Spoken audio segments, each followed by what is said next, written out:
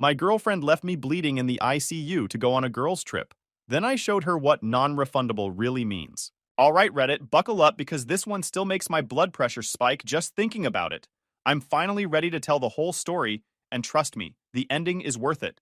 I'm Johnny, 32 years old, project manager for one of the biggest commercial construction firms in Chicago. I've been doing this for 11 years, started as a grunt hauling rebar at 21, worked my way up through every certification and license you can name. I make good money, real good. We're talking $147,000 base, plus bonuses that push me over $180,000 in a solid year. I say this not to brag, but because it matters later, when you see how this woman treated me like I was disposable. I'd been with Mia for 2 years, met her at a friend's birthday party, thought she was the most beautiful woman I'd ever seen.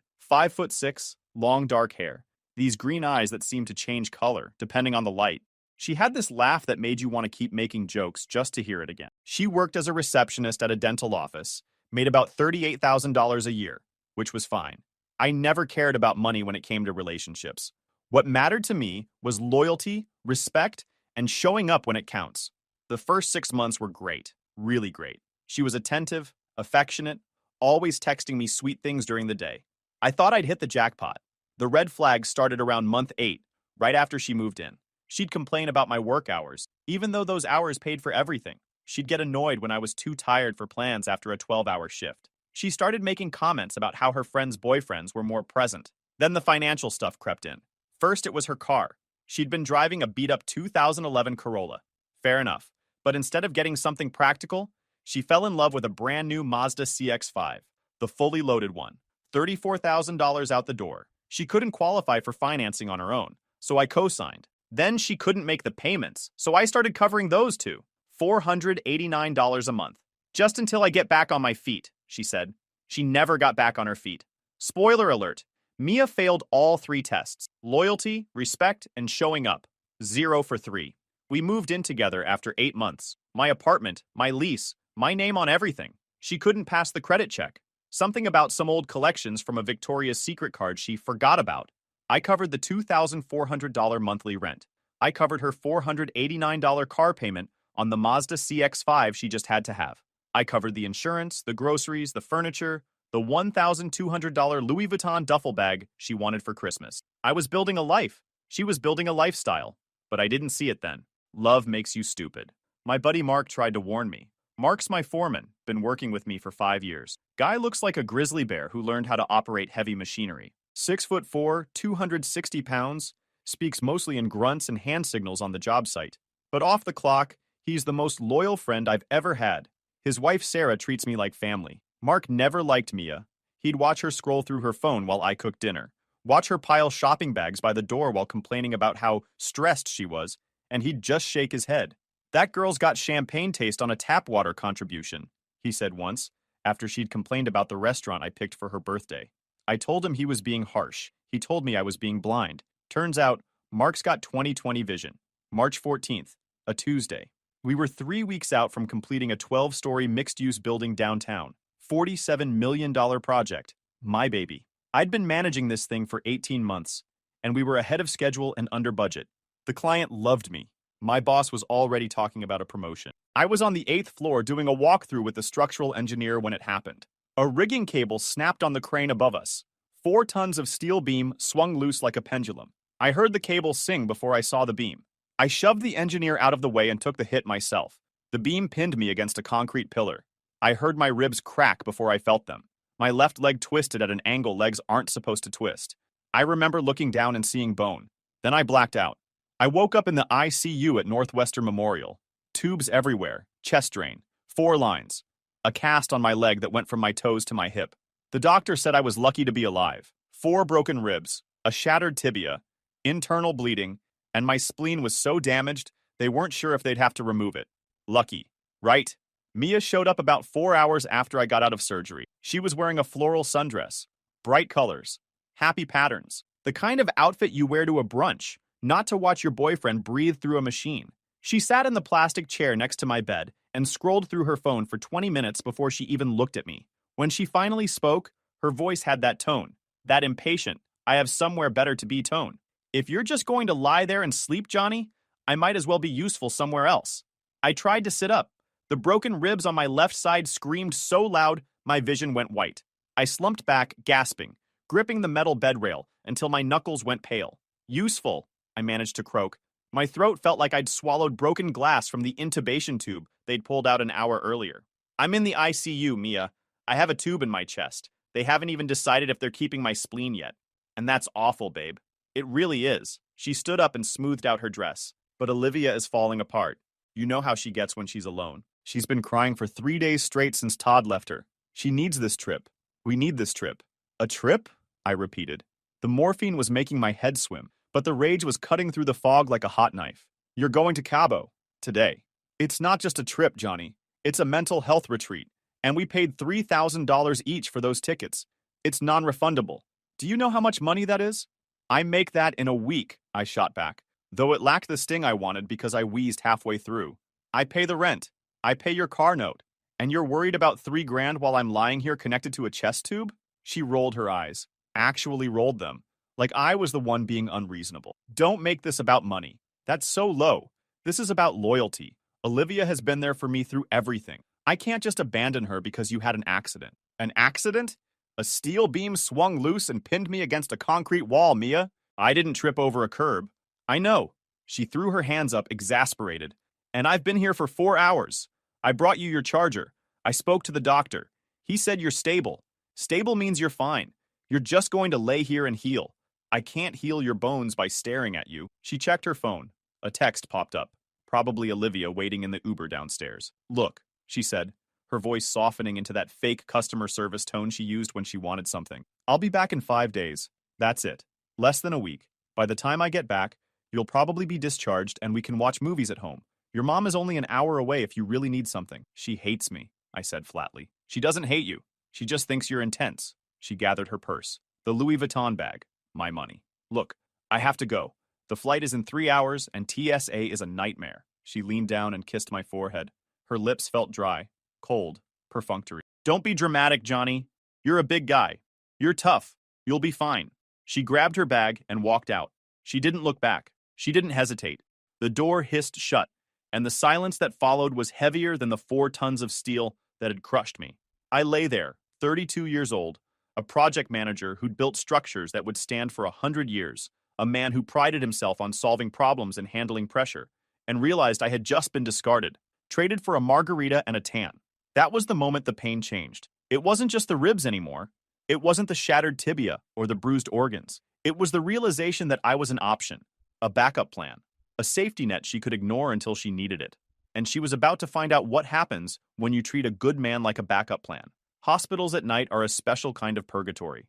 The beeping never stops. Machines tracking your heartbeat, your oxygen, your everything. The lights in the hallway stay on, bleeding under the door in a thin yellow line. The nurses change shifts every 8 hours, and you have to explain your pain all over again to a new face with a new clipboard. Scale of 1 to 10, they ask, and you think, which pain?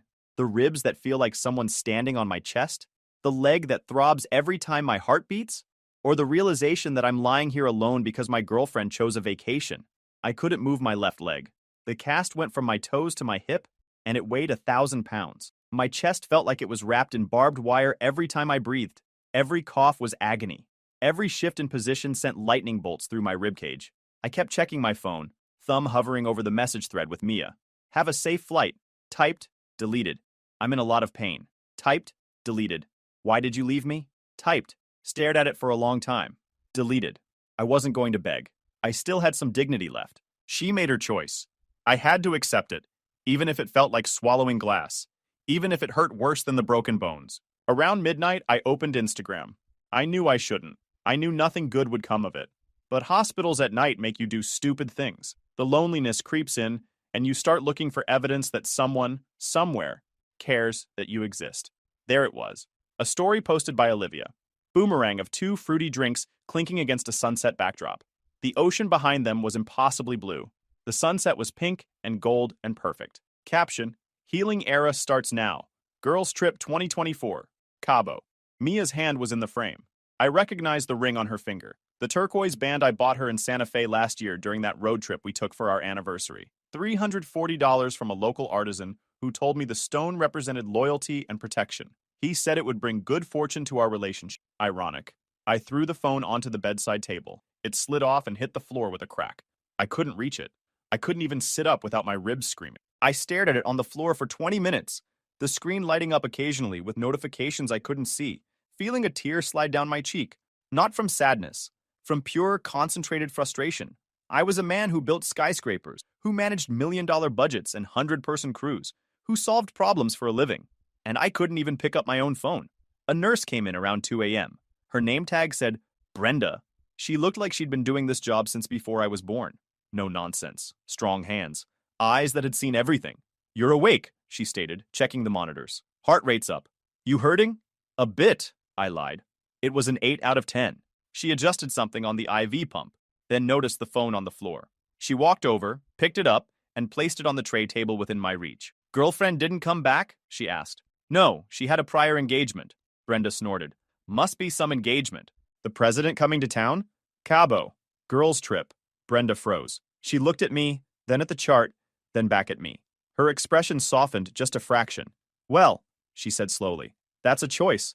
Yeah, it's a choice. You got anyone else? Family? Parents are gone. Brother lives in London. We're not close. Friends? I thought about it. I had work buddies. Guys I'd grab lunch with. But who do you call at 2 a.m. when you can't wipe your own face? Yeah, I said finally. I got a friend. I called Mark at 7 a.m. sharp. He answered on the second ring. Johnny. His voice was gravelly.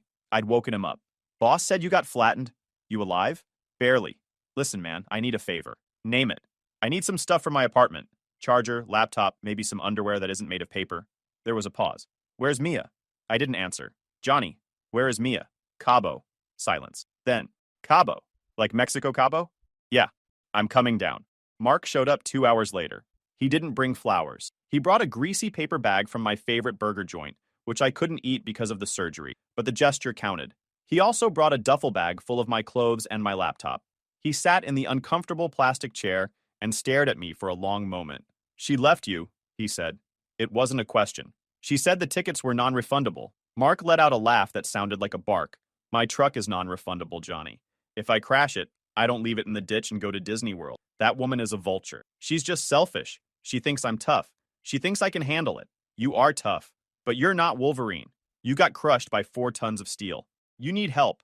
He leaned forward, elbows on his knees. You want me to change the locks? Not yet. You're soft, Johnny. You build bridges that can withstand hurricanes. But you let this girl walk all over you because she's pretty and she laughs at your jokes. I'm handling it. Sure you are. That's why you're lying here alone while she's out partying on a beach. Mark visited every day after that. He didn't stay long, had shifts to run, but he checked in, brought me updates from the site, made jokes about the nurses, made me feel human again. His wife Sarah even came once, brought me homemade soup and a stern lecture about not letting that girl back in your life. I was starting to see I had better people around me than I realized. I'd just been too focused on the wrong person to notice. Mia texted once a day. Short, breezy messages that felt like afterthoughts. Thinking of you. Hope the food isn't too gross. Olivia says hi. We're going snorkeling.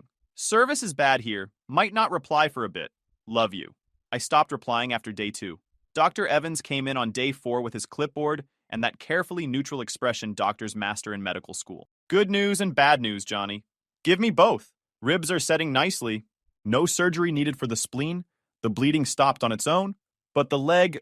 He pulled up the x-rays on the monitor. The swelling is down, but the fracture is complex. You're looking at 8 weeks in a cast, then another 4 in a boot. Minimum. You won't be able to drive. You can't tackle stairs. My apartment is on the 3rd floor. Then you can't go home. Not unless you have someone strong enough to basically carry you up and someone to stay with you 24/7 for the first week to help you get around. I thought about Mia. Even if she was here. She weighed 120 pounds soaking wet and complained if she had to carry 2 bags of groceries from the car. I'll figure it out, I said. That night, I texted Mark. Doc says I can't do stairs. I need a place to crash for a week or 2 once I'm out. His reply came back instantly. Spare room is yours. Sarah's already making a casserole. She's excited to badmouth Mia to your face. I smiled. It was the first time I'd smiled in 4 days. Mia came back on a Tuesday, exactly 1 week after the accident. I was still in the hospital, scheduled for discharge the next morning. I was sitting up, eating the rubbery eggs they served for lunch, when she breezed through the door. She looked great. Tan, glowing, hair lighter from the sun. She brought the smell of coconut lotion and duty-free perfume into the sterile room. Babe! She dropped her bags and rushed over, trying to hug me. I held up a hand. Careful. Ribs. She stopped, pouted, and settled for patting my good arm.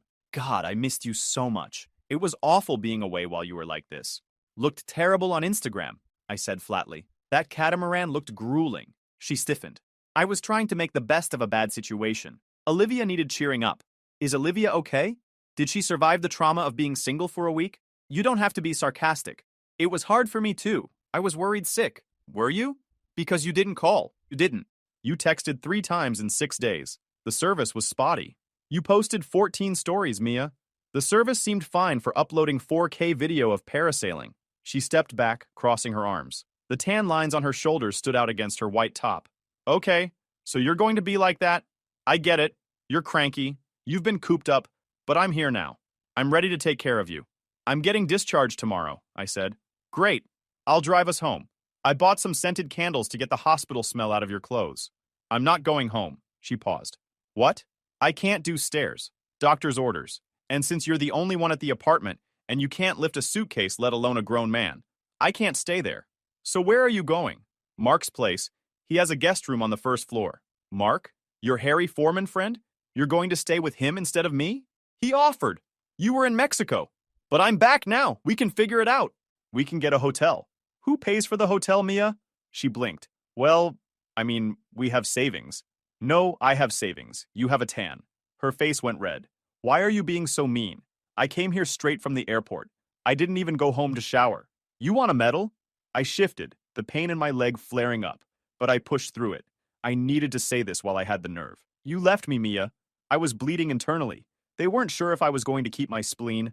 And you left to go party with Olivia because you didn't want to lose $3,000. You did the math. You looked at me lying in this bed, looked at the money, and picked the money. That is not fair. It was a mental health thing. Stop saying that, I snapped. My voice cracked, startling both of us. It wasn't mental health. It was selfishness. You showed me exactly where I stand on your priority list. I'm below Olivia, below a vacation, below your Instagram feed, and definitely below $3,000. I love you, she said, tears instantly welling up. She was good at that. The instant tears. I'd seen her use them to get out of a parking ticket once. I made a mistake, okay? I'm sorry, but don't punish me for it. I'm not punishing you, I said quietly. I'm firing you. The room went dead silent, just the steady beep of the heart monitor. Beep, beep, beep. What? She whispered. I'm done, Mia. We're done. You're breaking up with me? Now? While you're on painkillers? I'm clearer than I've ever been. When I get out of here tomorrow, Mark is picking me up. I want you out of the apartment by the weekend. You can't do that. I live there. My name's on the lease. I pay the rent. You're a guest. That's what you told the landlord so they wouldn't run a credit check on you, remember? She stared at me, mouth open. The victim act was dropping, replaced by something else. Real panic. Not the I'm worried about my boyfriend kind. The where am I going to live kind. Johnny, please. You're overreacting. This is the trauma talking. Let's just talk about this when you're home and feeling better. No, I'm done talking. Go to Olivia's. She owes you, right? You supported her through her breakup. Let her support you. She lives in a studio. There's no room. Sounds like a her problem. Or a you problem. Definitely not a me problem anymore. You're being heartless. I'm being a man who finally woke up. I looked at the ceiling. The same ceiling I'd stared at when she walked out 7 days ago. Get out, Mia. She stood there for a long minute. Maybe 2. Cycling through emotions. Anger. Sadness. Disbelief. Bargaining. She waited for me to crack. To apologize. To tell her I didn't mean it. I just kept staring at the ceiling. Finally, she grabbed her bags. You're going to regret this, she said from the doorway. You're going to realize you threw away 2 years over one mistake. I realized I wasted 2 years on a mistake. Goodbye, Mia. She stormed out. The door hissed shut behind her.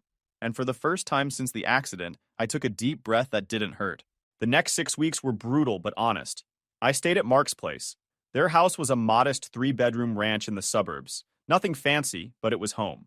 Mark and Sarah had been married for 12 years. No kids, just 2 dogs named Chunk and Brutus, who immediately adopted me as their new favorite human. The spare room on the first floor had its own bathroom and a window that looked out onto the backyard. Sarah had put fresh sheets on the bed, hung up a little air freshener, even put a TV on the dresser so I could watch something besides the ceiling. The first week was hard. I needed help with everything. Getting out of bed, getting to the bathroom, getting dressed. Mark took time off work, used his vacation days without being asked. Sarah managed the household like a general, running a military operation. Meal schedules, medication schedules, physical therapy exercises. She even printed out a chart and taped it to the fridge. "You're worse than a patient," I told her once.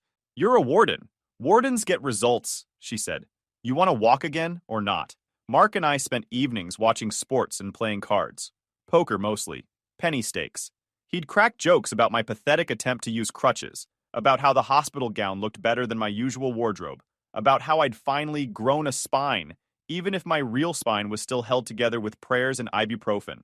I lost about $14 to him over those 6 weeks. Worst investment of my life, but also the best. The firm was amazing too. Full disability coverage kicked in immediately. $4,800 a month while I recovered. Plus, they held my position, even promoted me on paper, so I'd come back to a better title and a 15% raise. My boss called once a week to check in.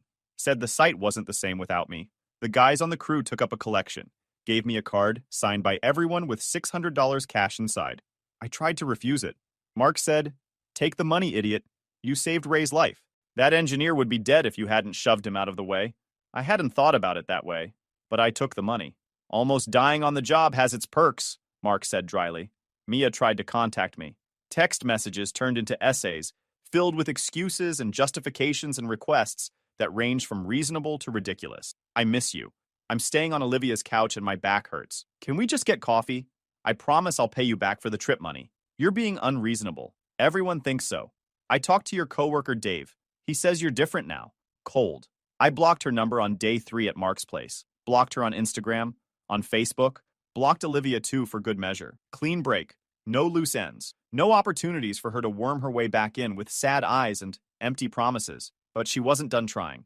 About 2 weeks in, I got a text from an unknown number. "This is Mia's sister. She's really struggling. You should talk to her." I blocked that number too.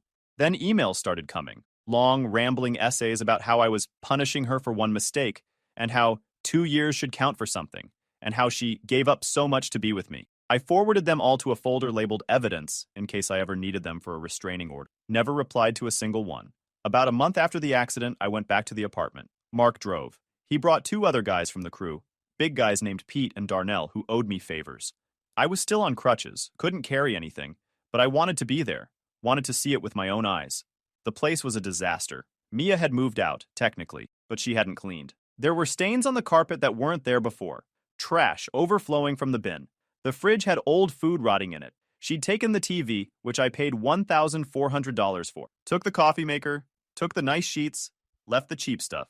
"Classy," Mark said, looking at the empty spot on the wall where the 65-inch used to be. "Let her have it," I said, leaning on my crutches. "Consider it a severance package." I found a note on the kitchen counter.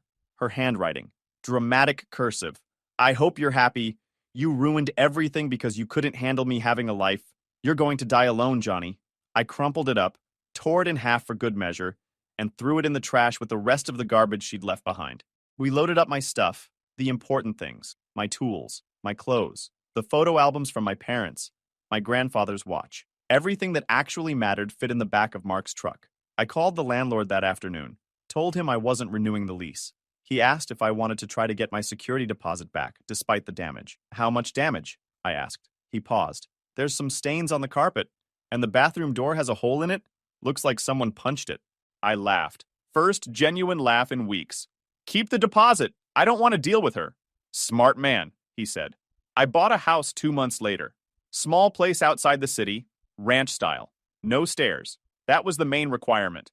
I never wanted to be in a position again where stairs determined where I could sleep. The house had a big yard, mature trees, a 2-car garage, and a porch that faced west, so I could watch the sunsets. 3 bedrooms, 2 bathrooms, just me. Used $60,000 from my savings for the down payment. 20% down on a $300,000 house. The mortgage was manageable, $1,847 a month, way less than I'd been paying in rent for that apartment in the city. I finally understood what people meant when they said homeownership builds wealth. Every month, part of that payment went into my own pocket instead of a landlord. I put everything in my name, the house, the utilities, my bank accounts. Learned that lesson. Never again would someone have access to something I'd built without earning it. My leg healed slowly but steadily. 8 weeks in the cast, then 4 more in the boot, just like Dr. Evans predicted. Physical therapy 3 times a week at a clinic near Mark's house. A woman named Jackie pushed me harder than any drill sergeant. Pain is weakness leaving the body, she'd say, while I grimaced through leg lifts. Also, your glutes are weak. We're fixing that too. By month 4, I was walking without crutches. Just a slight limp that the therapist said would fade with time and consistent exercise. I started going to the gym again. Nothing crazy. Light weights, stationary bike, swimming when my leg could handle it. I'd never been in great shape before, always too busy with work to prioritize it. But now I had something to prove. To myself, mostly. I went back to work on light duty first, desk work, paperwork, reviewing plans and schedules. Then, full duty, back on sites, walking the floors, checking progress. The promotion came through 3 weeks after I returned. Senior project manager. $165,000 base, plus bonuses that could push me over $200,000 in a good year. I'd be overseeing multiple projects now, not just running single sites. More responsibility, more money, more respect. The guys on the crew threw me a little party when I came back. Someone made a cake that said, "He's alive, barely." Another guy printed out a picture of a steel beam with a red X through it and taped it above my desk. Beam-proof zone, it said. Mark gave a speech that was mostly insults about my cooking and my taste in women. Everyone laughed. I laughed. It was perfect. I heard things through the grapevine. Small industry, mutual acquaintances, that sort of thing. Some of it from the guys at work who knew people who knew people. Some of it from social media, because even though I'd blocked her, mutual friends would occasionally send me screenshots with messages like, "You seeing this?" or "LOL karma." Mia and Olivia had a massive falling out after living together for 2 weeks. The mental health retreat energy didn't translate to being a good roommate. Mia left dishes in the sink. Mia used Olivia's expensive shampoo. Mia expected Olivia to feed her while she got back on her feet.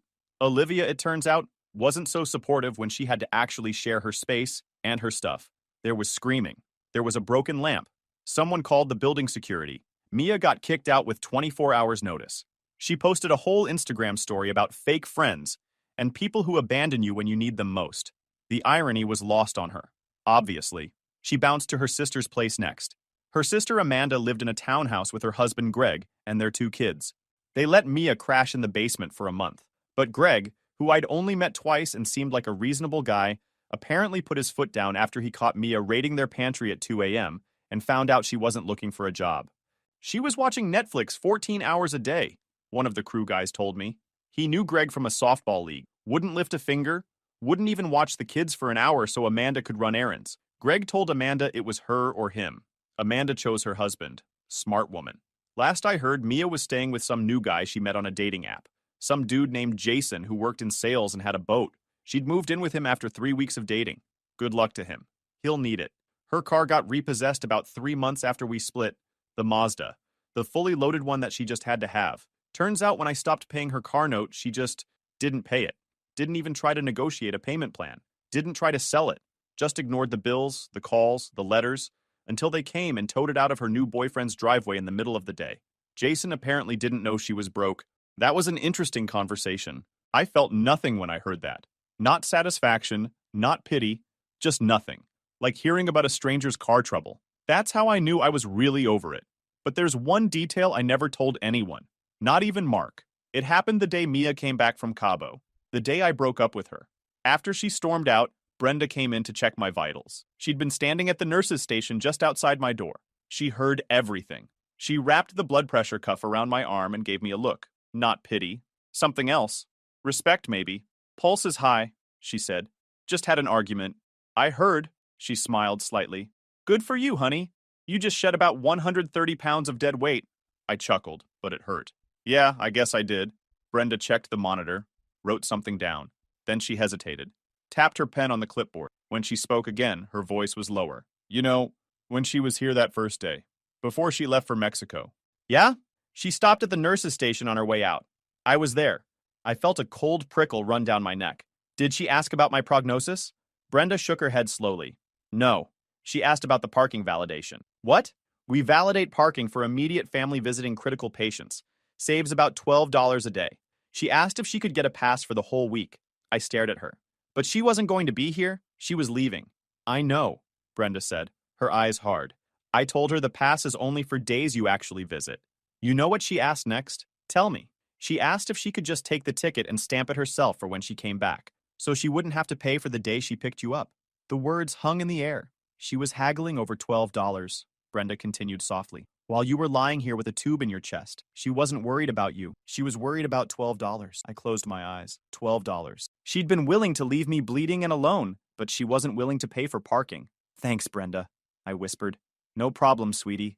You rest now. She patted my arm gently. You got a better life waiting for you. And she was right. It's been 8 months since the accident. Last weekend, I ran into Mia at the hardware store. First time I'd seen her since the hospital. I was picking up lumber for a shed I'm building in the backyard. She was there with Jason, the boat guy. He looked exhausted. She was complaining about paint samples being too beige. She saw me first, froze in the middle of the aisle with a can of primer in her hand. Johnny? I nodded. Mia. Jason looked between us. Wait, this is the ex? The one who almost died and still dumped me from his hospital bed, she said, loud enough for the people in the next aisle to hear. Yeah, that's him. I didn't take the bait, just grabbed my lumber and headed toward the checkout. She followed me. Of course she did. You look different, she said. You've been working out. Physical therapy, doctor's orders. I heard you bought a house and got promoted. I did. She was quiet for a second. Then, if you hadn't been so dramatic about Cabo, we could have worked it out. We were good together. I stopped walking, turned around. Jason was hanging back, watching. Mia, I was in the ICU with a tube in my chest, and you haggled over $12 parking on your way out the door. Her face went pale. Who told you that? Doesn't matter. What matters is you showed me exactly who you were, and I finally paid attention. I nodded at Jason. Good luck, man. You're gonna need it. I paid for my lumber and left. Didn't look back. That night, Rachel came over. She's the woman I've been seeing for 2 months now. Met her at a barbecue through Mark and Sarah. She's a physical therapist with her own practice, drives a paid-off Honda, and has never once asked me to cover a bill. I told her about running into Mia. Told her what I said.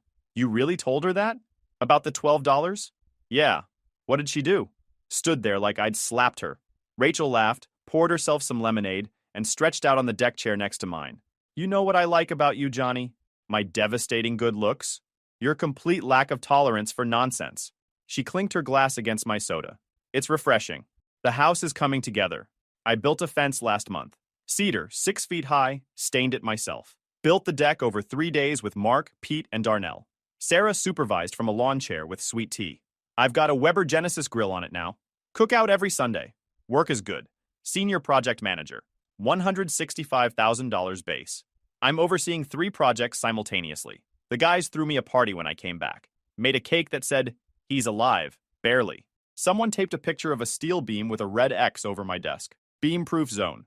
2 weeks ago, I got a call from the firm's insurance company. The settlement from the accident finally came through. $127,000 after legal fees. Enough to pay off the mortgage early if I want, or invest it and let it grow. I'm leaning toward investing. I've got time now. I'm not in a rush anymore. Last I heard, Mia and Jason broke up 3 weeks after I saw them at the hardware store. Apparently, he found out about some credit card debt she'd racked up in his name. 30 grand. She claimed it was a misunderstanding. He didn't buy it. Kicked her out the same day. She's back on her sister's couch. Amanda took her in again, but only for 30 days. After that, she's on her own. The Mazda's long gone. Her credit's destroyed. She's 30 years old with no savings, no car, and a reputation for being the girl who left her boyfriend in the ICU for a beach trip. Me? I'm 33 with a house, a promotion, a settlement check, and a woman who brings me homemade pasta on Tuesdays because she wants to, not because she needs something. Sunday night, Rachel and I grilled steaks on the deck. Mark and Sarah came over. We played cards until midnight. I won $8. Mark accused me of cheating. Sarah said I deserved it after everything I'd been through.